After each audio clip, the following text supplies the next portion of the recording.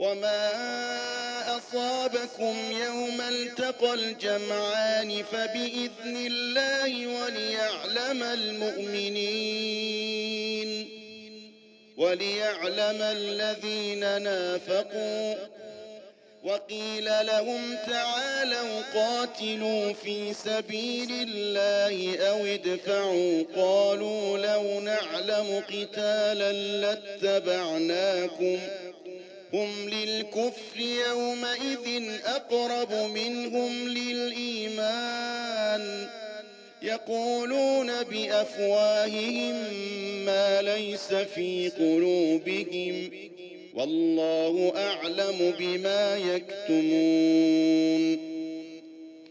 الذين قالوا لإخوانهم وقعدوا لو أطاعونا ما قتلوا قل فادرءوا عن أنفسكم الموت إن كنتم صادقين.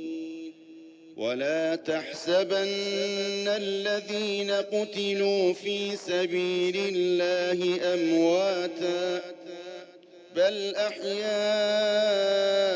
عند ربهم يرزقون فرحين بما آتاهم الله من فضله ويستبشرون بالذين لم يلحقوا بهم من خلفهم ألا خوف عليهم ولا هم يحزنون يستبشرون بنعمة من الله وفضل وأن الله لا يضيع أجر المؤمنين.